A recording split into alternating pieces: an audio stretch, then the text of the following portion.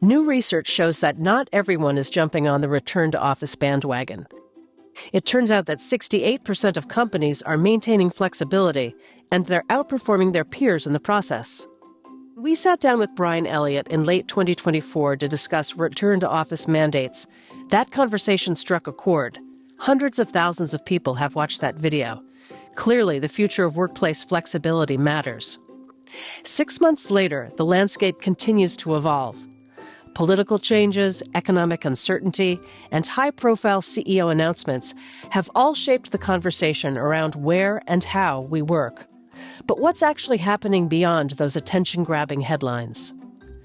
Today, Brian returns with fresh data and insights that might surprise you.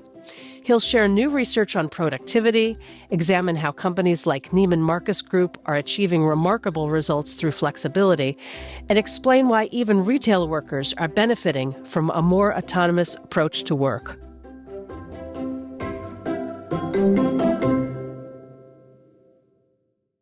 Brian, we're so glad that you could join us again today.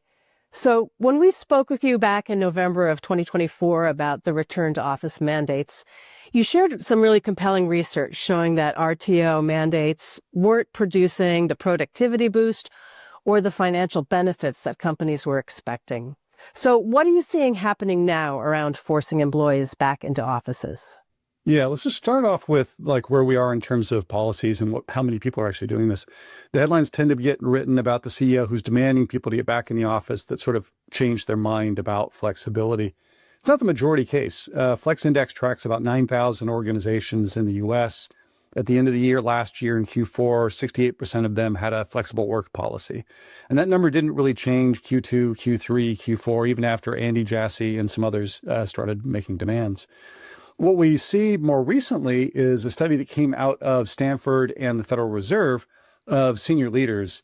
And what that showed, even like a month ago, was that only 12% of CEOs who have a flexible work policy plan to push something more stringent this year, plan to push return to office. And even when they asked them about what happens if there's a recession, what happens if unemployment goes to 8%, will you use that leverage against employees on flexibility? The answer was not really. The 12% became 14%, not exactly a big shift. And in fact, there was a couple percentage points of CEOs who said they would actually get more flexible, which probably means they're going to save money by reducing office space instead. What we are seeing in the data, though, is one kind of key thing, which is more people are coming back to 3 days a week. There's more drive around that, which if your team is co-located in the same city, most people are actually pretty happy with. So your big argument then has always been that that kind of flexibility in when and where people are working can really benefit employee productivity and a company's profitability. Are you seeing any new data that continues to support that? Yeah, there was a new study that came out of the UK recently, an academic study of government workers, interestingly, that showed on average people who had flexibility to work from home more often, even a couple of days a week, were 12% more productive. They measured their output, they measured output quality. And that 12% was sort of the center of it. It ranged as high as 25%, it ranged as low as 1 or 2 points, which kind of goes back to the fact that if you talk and work with your manager, people often figure out what's best for them to optimize for outcomes. Financially, there's also a really interesting study that came out of the University of Melbourne that showed that companies that have flexible work policies outperform their peers and outperform the stock market. They have what gets called alpha in the stock market, which is they sort of unexpectedly do better.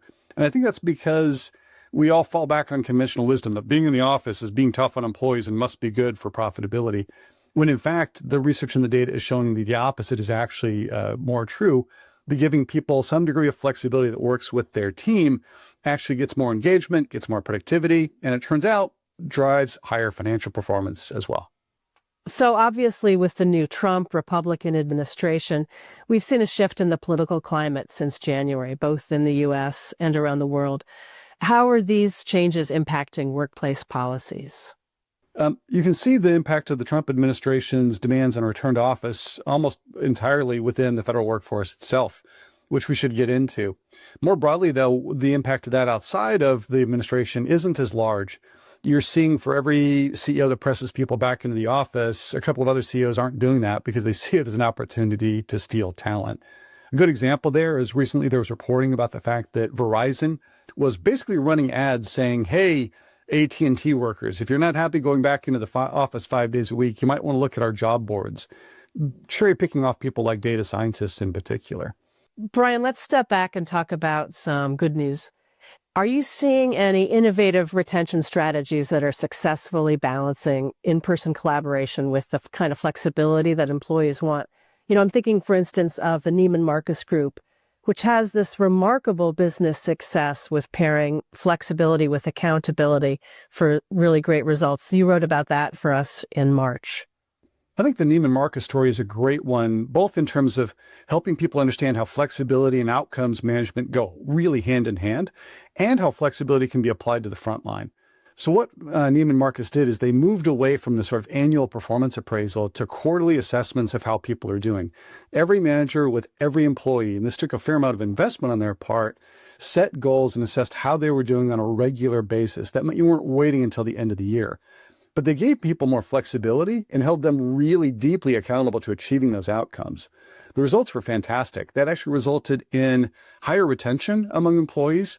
They had store employees, for example, where 75% of them stayed on through the end of the year, when often in stores and operations, the number's the opposite, 75% of the turnover within those organizations typically. Neiman Marcus also saw that they were able to drive better financial performance and higher productivity. They had, for example, when they sold in a private transaction, they sold at twice the EBITDA multiple, the profitability multiple of their nearest competitor, Nordstrom. So the financial performance was great. Retention of employees was high. And that's because they figured out that these two things can really go hand in hand: flexibility and accountability for outcomes. Brian, you talked about frontline workers having more flexibility. How does that even work in, say, a store situation where you have retail workers? Yeah, most people assume that frontline workers, people who work in stores and warehouses, that flexibility doesn't pertain to them. What Neiman Marcus did was a couple of things. They actually did invest in tools and technology to support location flexibility on some days for those workers. So store associates, for example, at Neiman Marcus also manage customer lists. They have customers that they work with on a regular basis. What they did is they enabled them to work from home a day a week to manage those customers, to the interactions and the back and forth. Store managers could also do things like staff planning and merchandising layouts working from home, because those are activities that could be done on a computer from anywhere. The bigger deal in both store associates and people in operations roles is schedule flexibility, allowing people more choice in things like which location do you work in, what shifts do you take. That kind of flexibility helps people balance out their personal lives and their work lives. It was a big contributor to industry-leading retention rates that they had for frontline workers.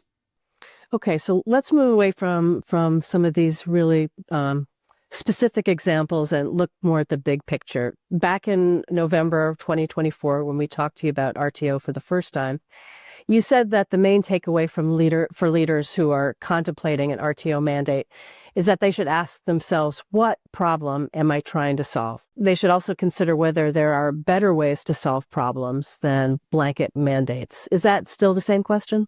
Absolutely. What problem you're trying to solve is really a key one, because often these are conditioned off of a leader who just feels uncomfortable about too many people working from home too many days and a lack of trust. If your issue is you're concerned about whether people are really working while they're working from home, then an approach like Neiman Marcus's, where you're focused on how do we make sure that we're measuring everyone on the basis of quarterly goals, is really important. Brian, is there any kind of additional takeaway that you would add to that now in the current political and economic climate? The number one issue right now is not return to office or even generative AI. It's chaos. It's the concern those leaders have about the economy as well as culture inside of their organization. And it's a lot of the uncertainty and fears that are being created by the sort of fears of recession, the fears about, the backlash against the backlash on DEI. I think in today's climate, the biggest thing that we all need to think about as leaders is what's our job in building resilience and trust within our own organizations. So things like a return to office mandate aren't going to help on either one of those in terms of especially trust among people. But spending time with your team and organization, being realistic and open about the challenges you're facing, but enlisting them and helping you think through what are our solutions to approach this are going to be really important, because those stress levels aren't going down, they're only going up. And if you're not spending time building resilience both in yourself and in your team, you have a greater likelihood that something's going to break over the course of the next few months. And so for a lot of leaders that I'm talking with, that's where the concern lies. The concern lies in, how am I going to help my team navigate and get through this successfully? Because if we don't stand together, we'll all hang apart, to quote Benjamin Franklin. Thank you once again, Brian, for talking with us and for your insights into this really important topic. Thanks, Leslie. Great being with you. The future of workplace flexibility continues to evolve rapidly. As Brian Elliott's comments reveal, the key is finding the right balance. If you haven't seen our previous conversation with Brian, it's linked in the description below. And for more on the return to office debate, see his article, RTO Mandates Won't Fix a Broken Culture, on our website. What's working for your organization? Share your thoughts in the comments below. And for more insight from our authors, check out this curated playlist. Thanks for watching.